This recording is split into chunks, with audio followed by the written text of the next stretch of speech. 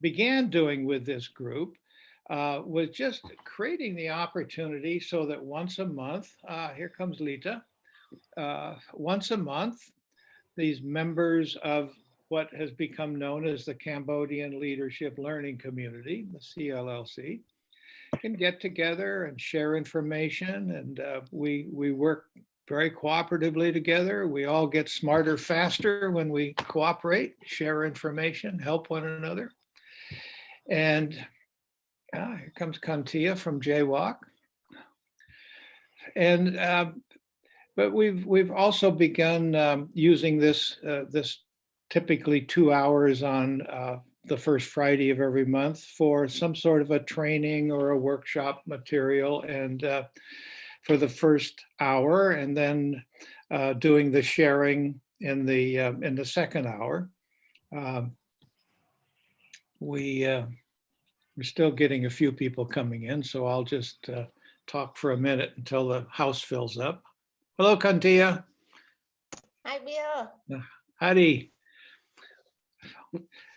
So the last couple of meetings ago, so Paul, thank you for doing that, sent out a questionnaire to the members of the group saying, what topics would be useful for you for a discussion when we get together? And the top one was stress management at the time of COVID. And our colleague, Peter Scontrino, don't see Peter yet. He told me this morning he was traveling down to California and might not be able to join us tomorrow for you. But Peter did a nice workshop on stress management in the time of COVID, seemed to be well received. And then another long list of items on that list of things that you wanted to have some conversation about. Project sustainability and what is sustainability and why an NGO needs to think about sustainability. Short and long-term aid, when and why we do it. Good questions. Talking about the project, helping people help themselves. Helping people help themselves. We've said that a few times here. What does it really mean, and why is it important to our best practices? And positive thinking in local fundraising, building a positive mindset for NGO leaders and staff on community contributions. That's a good topic. And strategic planning, building resiliency. And starting with sustainability, which tends to touch on all those other topics. I thought I would do a presentation for you this morning on the subject of sustainability. And oh, JB, I didn't see you slip in here. Welcome. I thought I'd do create a conversation about sustainability and touch on a number of these other issues. Many of them we've done half day and 1 day, and in some cases 2-day workshops on some of this material. So I'll be kind of running across the surface, running across the top, but I'll do my best to get this through this in about 30 minutes, talking about just a way to think about sustainability and a holistic way to think about sustainability. And then we'll have another half an hour that we can open it up for questions, comments, shared experiences.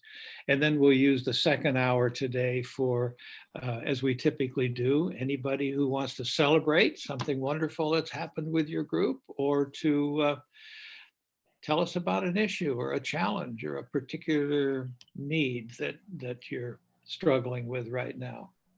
So nobody's joined in the last couple of minutes, so let's call the group here. We're up to 29 people. That's a great turnout.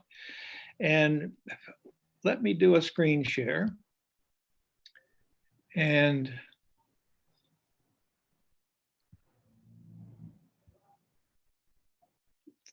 Are we seeing my screen now? Yes, Yeah. Bill. Yes, we're It's seeing very it. clear. Okay. Yeah. Um,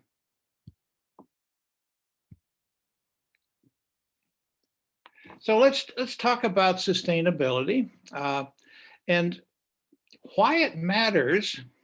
I can say why it matters in the first slide I'm going to put up in a moment, but why it matters, and then talking about how to achieve it, which is certainly the bigger issue. So there's lots of ideas and opinions about what sustainability means, and to me, I can be kind of simple-minded sometimes, but for me, sustainability just means it's the ability for you to keep fulfilling your mission for as long as you wish. You can just keep on keeping on. And I think that's truly a leadership responsibility. It's one of the major leadership responsibilities. And and in leadership, we'll talk about that in just a moment longer. But I want to put sustainability into a context. And almost all of you have seen this strategic planning model at one time or another. We did a whole 2-day workshop on strategic planning, and which we had 35 or 40 people together for that.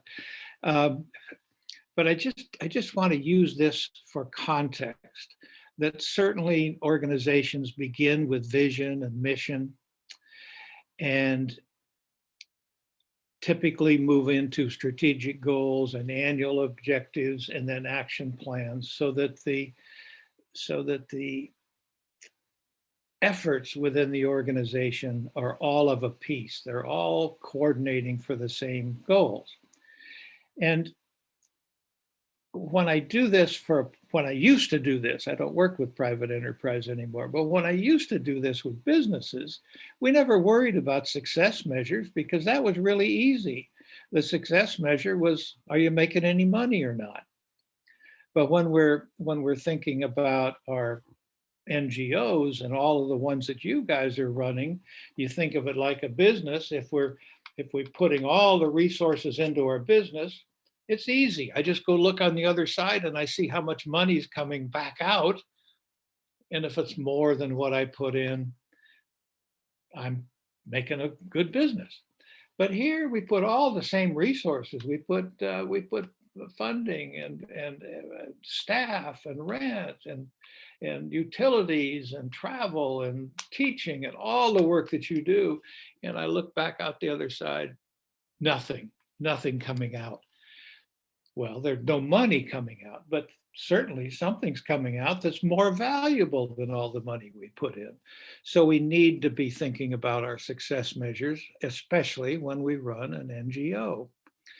And it's right about in that part of the conversation with success measures and setting our 3-year strategic goals that we need to be thinking more and more and more about sustainability and how, as leaders, we build that into the way we operate day to day. And so most of you have seen this before also, that we find in our studies and working with lots of NGOs that sustainability, first thing we always think about is money. Oh God, if I just never have enough money to do what it is we want to do. And donor money is so hard to come by. But I've seen people with lots of money do stupid things. That money is certainly essential for your sustainability, but it's not the whole picture.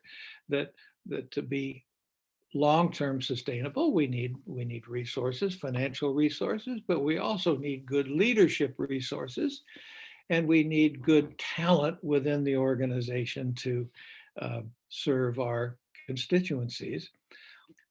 And so I just want to talk briefly about each of these legs, and then we'll talk about how we put them together. And I'll try to get this wrapped up in another 20 minutes or so we'll have lots of time for some open discussion. So let's talk financial first. And we find that there are three facets of financial sustainability, but it really comes from three different sources. Either we get funding from donors, and that can be donors, it can be grants, it can be government grants, private grants, but it's still money that we ask other people for, begging, if you will, and they give us money. Uh, Community support is a different source of support. Sometimes it's money, but sometimes that support is invaluable to continuing on with your mission. And you all in this group have some really vivid examples of how you've been able to enlist your community into supporting your work. And it's a great example of helping people help themselves. And Lang Seng, you've done some good work in this area. Tai Sen, I know you have. And Fiona, you've done it with Free to Shine, and I don't mean to leave anybody out, but you've all been doing better and better work on community support.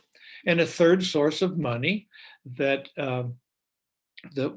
we get involved with you on also is money you earn from social enterprise. And over the years, we've seen some pretty successful social enterprises earn some money that you can use to fund your operations. It is that much money that you don't need to get from donors.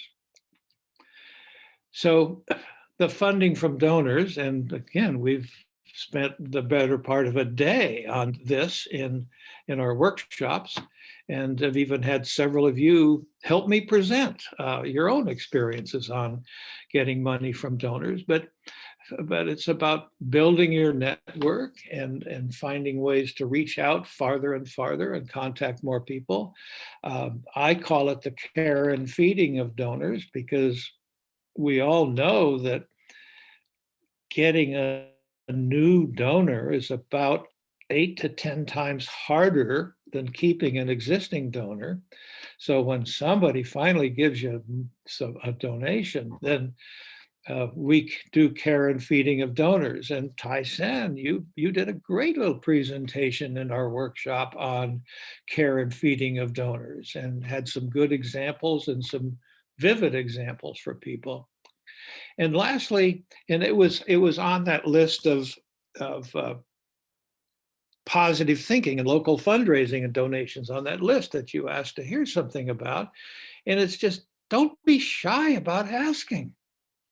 And I know that I suffer from that sometimes, and I just have to remind myself that when we beg to serve others, there's no shame in doing that.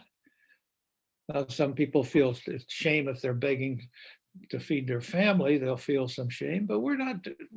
We're begging to help other people. So we just need to stand tall, be proud, know that we're doing the good work, and don't be shy, don't apologize. We're doing this to help other people. Going fast, I know. There was a one-day workshop right there. Community support is really about building engagement with your community so that they understand who you are and how you're trying to help them.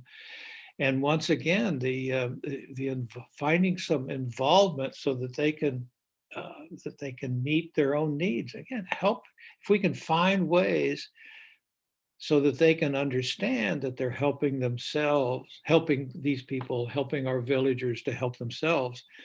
And again, you guys have got some great stories already where you've been doing this. But a clear focus on listening to the needs of the village, and then responding to those needs and finding ways that they can have a little skin in the game, and that they can contribute something, whether it's some labor or some rice for feeding kids, or if it's a microloan, and I know several of you do that, they can pay the microloan back with a little bit of extra that can go right back into the community, and the people get engaged. So that second part of financial sustainability is not only asking donors for money, but also getting the community engaged to help you as well. And then money you earn, we've talked about this, we've done some workshops on this, but in the simplest possible terms, if you can find an unmet need in the community, where the community needs something, and create a business plan that makes economic sense, not just from your heart, but you have to think like a business person for this, and doesn't detract you from your mission. You know, we can't get so busy running this business trying to make money that you don't take care of your community. That we funded a number of those. So far, some of our best examples are in Myanmar. Tragic what's happening there now, but we still have monks that are doing in the rice harvesting business and are making money and running their boarding schools and doing quite well with that. And so we remain, Peter and I and Mizuki and our foundation, we remain always open to good social enterprise opportunities to help you meet your own funding needs. And we always said we need a business plan. Again, many of you heard this before, but just to give you the quick overview, because you can go on the internet, Google business plans, and oh my gosh, you'll find these things that look like they came out of the Harvard Business School. And it doesn't have to be that complicated. Tell us the story in half a page. Just tell us what's the need, how do you meet it in your community, and why do you think you can make money doing that? Tell me the story. And don't tell me in 4 pages. Tell me in 1 or 2 paragraphs on a half a page. And the second is perhaps even the most important, is because we're great advocates for leadership. We think it's critical. Who's going to lead this organization? Is it you? Is it one of the people on your staff? Is it somebody you're going to hire? But who is it that really understands this business you want to start? Bring some experience, bring some commitment and dedication, and will not let it fail. Someone who's got their heart as well as their head into the business. The third, startup budget. How much money do you need to get you started before you make any money, before you take in your first customer, before you make your first sale? And then there's an operating budget. Just show me for the first year, how much revenue and how much expenses, just a simple profit and loss projection. What's your good faith estimate of what you're going to do month by month for the first year? Show me a second year if you want to. And then lastly, show me a SWOT analysis. Everybody knows what a SWOT analysis is: strengths, weaknesses, opportunities, and threats. And that tells me whether you're really thinking about this business. Because I've been around business for a few years, and so we can look at that SWOT analysis and either say, yeah, they're really thinking about this, or we can ask you some questions. And I was having a conversation with one of your group members just a couple of days ago. It's not just about making the SWOT analysis. That's a good start. What do you see as your strengths, weaknesses, opportunities, and threats? But the rest of it is, so what are you going to do about those strengths and weaknesses and opportunities and threats? Because when we have strengths and we have opportunities, it's like being on the football pitch and we got the ball. So we're going to play offense. We're going to really take advantage of our strengths and our opportunities. But when we identify real, legitimate weaknesses and threats, the other guys got the ball and they're coming at us. And we want to figure out how do we stop them from scoring a goal. So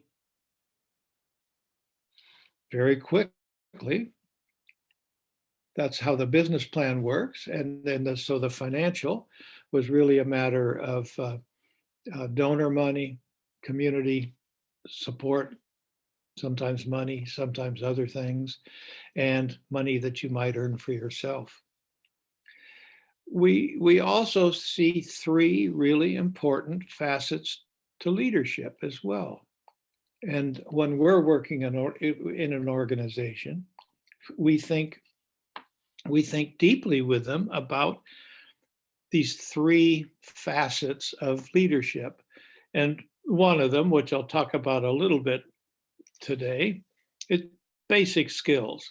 They're just some basic fundamental skills that a leader needs to know how to do. And there's another level of leadership which I see developing within this group, and it's about building connections and building liaisons and building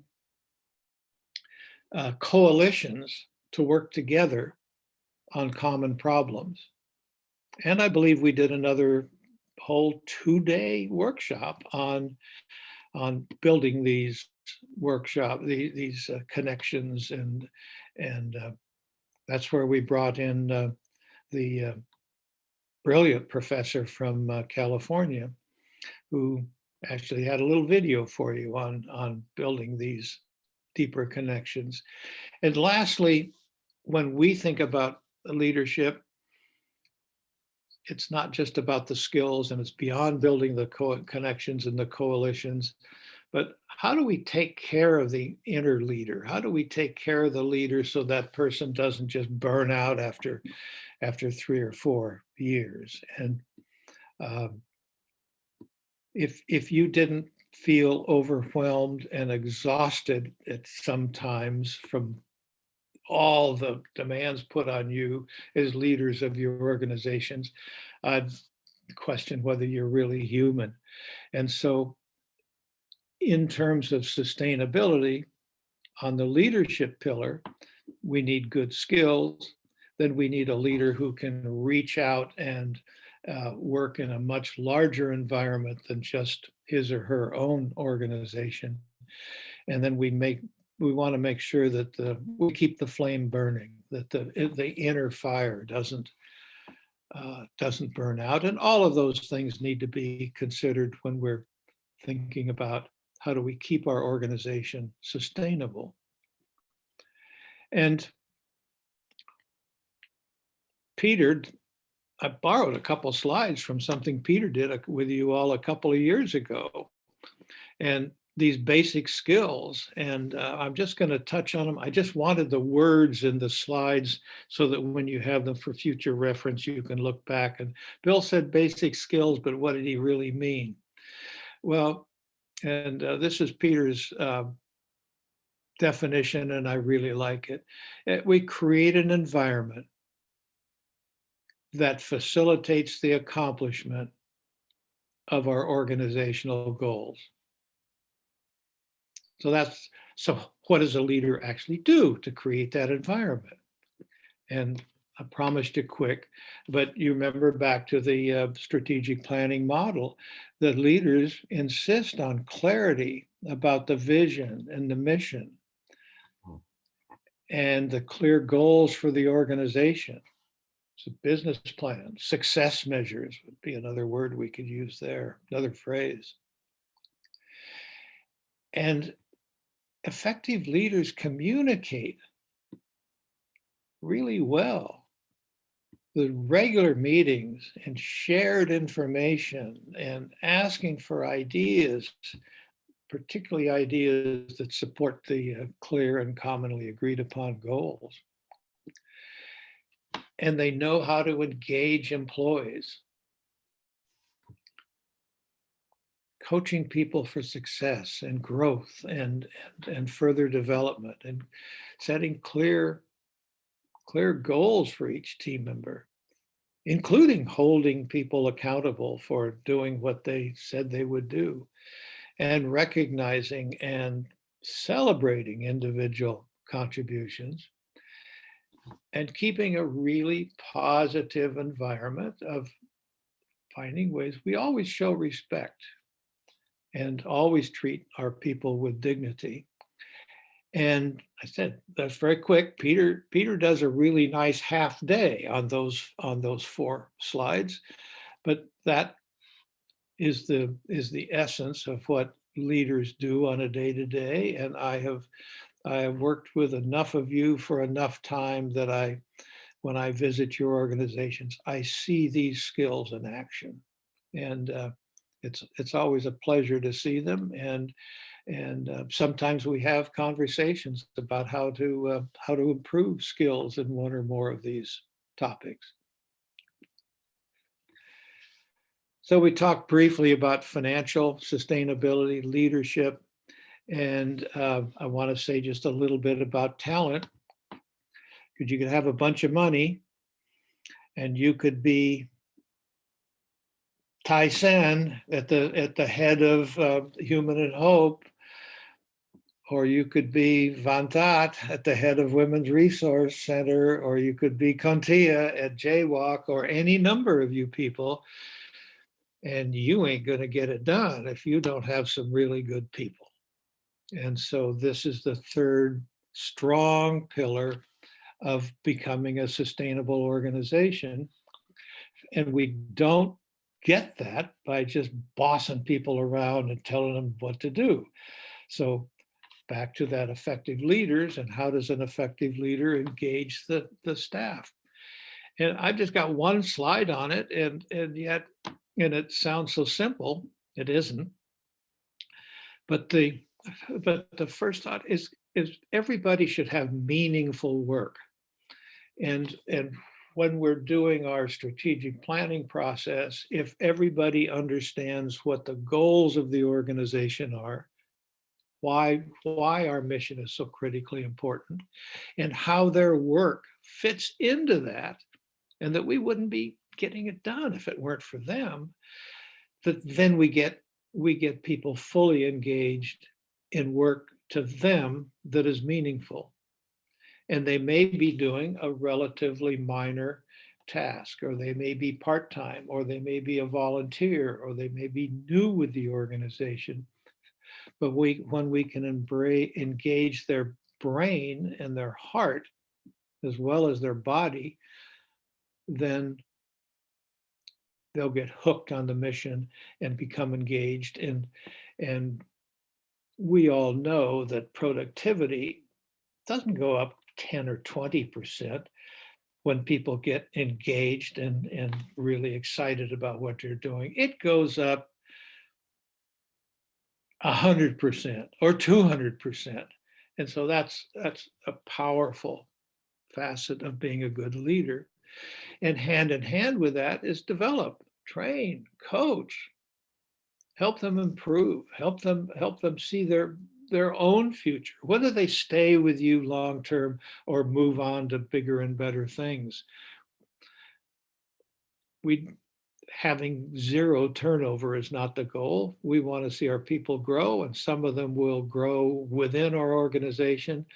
I'm thinking of people like Ty, who grew into his role as executive director at Human and Hope, and Contia, newly promoted, but she grew into that. And I think that the way that that you were coached and developed, you don't have to answer me now, Contia, but I think the way that Neith groomed you for this job has helped you grow. And I think your sidekick, Acacia, could say the same thing, that it's about leadership built to talent.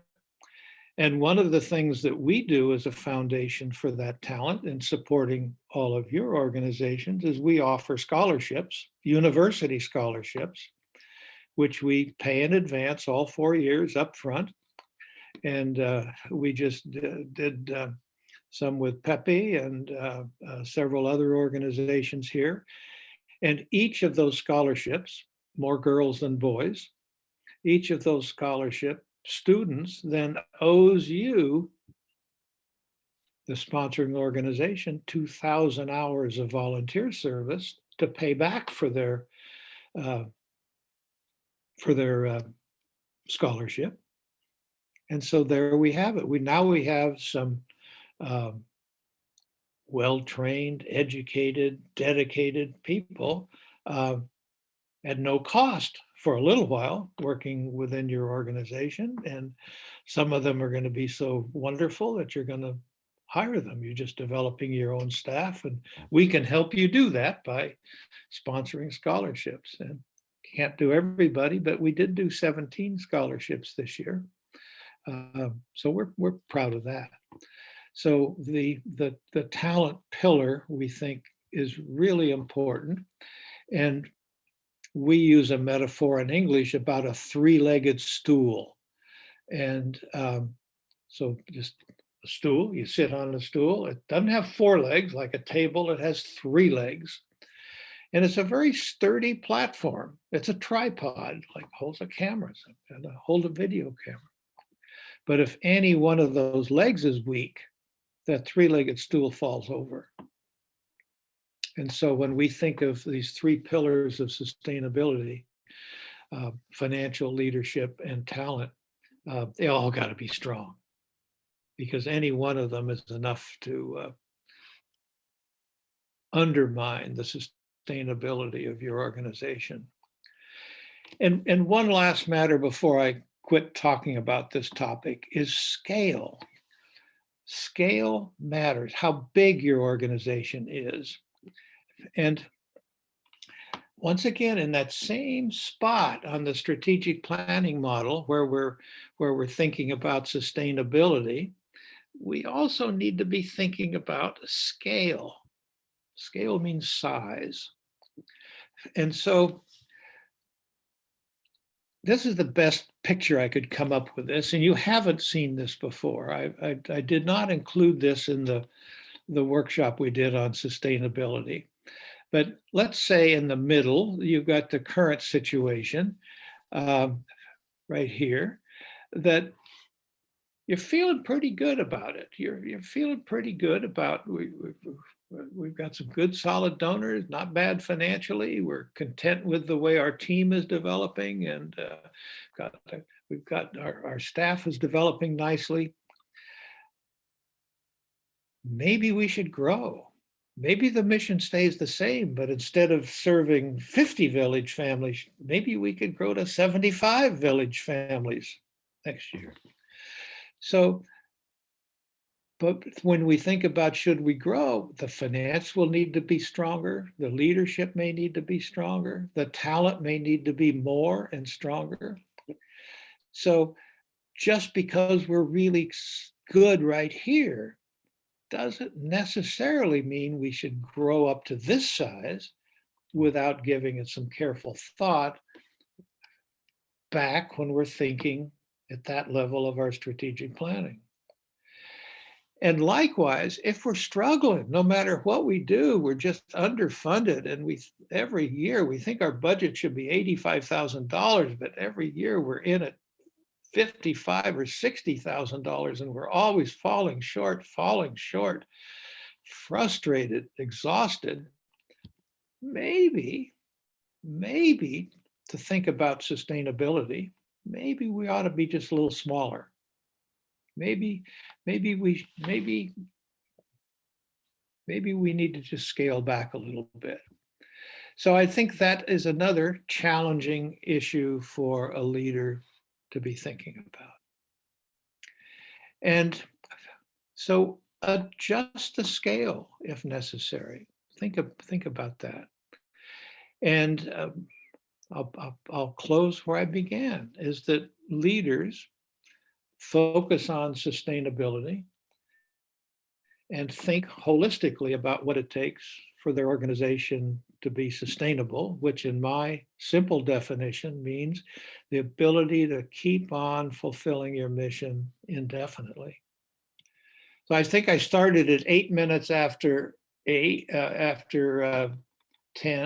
It's now 39. It took me 31 minutes to do what I said I was going to do in 30 minutes.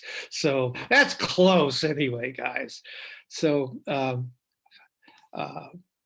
I don't see a lot of questions in chat. I'm going to stop the screen share now so I can get more faces up on my screen. Ah, there you are all.